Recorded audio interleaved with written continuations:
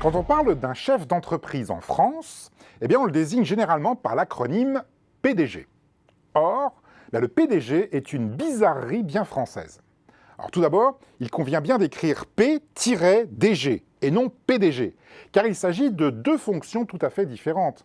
Le P désigne le président du conseil d'administration, alors que le DG désigne le directeur général de l'entreprise. Le président oriente, le directeur général dirige. Parmi les attributions du conseil d'administration, et donc singulièrement de son président, figurent notamment la nomination, l'évaluation et la rémunération du directeur général. Par conséquent, un PDG est à la fois juge et partie. Il se nomme, s'évalue et se rémunère lui-même.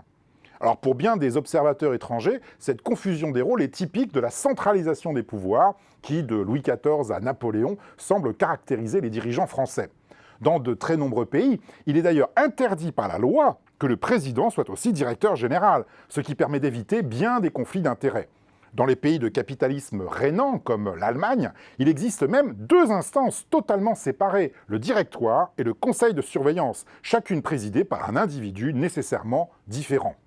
Aux États-Unis, on distingue le président du conseil d'administration, c'est-à-dire le chairman, et le directeur général de l'entreprise, c'est-à-dire le CEO, acronyme de Chief Executive Officer.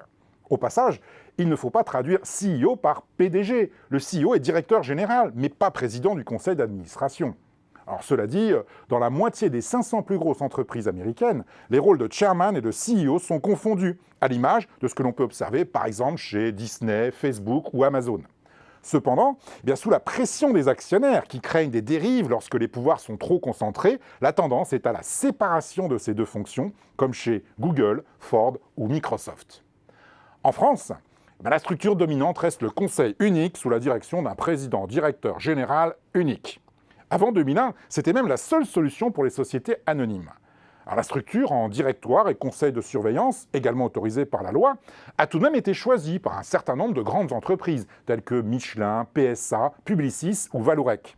D'autres, telles qu'AXA, BNP Paribas, Engie ou Sanofi ou la Société Générale ou même Sodexo, ont séparé les fonctions de président et de directeur général. Alors on peut cependant observer que certaines, comme Danone, adoptent temporairement cette structure, le temps que l'ancien PDG, devenu seulement président, prenne sa retraite. Son successeur, jusque-là directeur général, devient alors à son tour PDG. Il en est de même lorsque deux entreprises fusionnent. Le PDG de l'une devient président, celui de l'autre devient DG, avant que l'un des deux ne prenne sa retraite, l'autre cumulant alors les deux fonctions.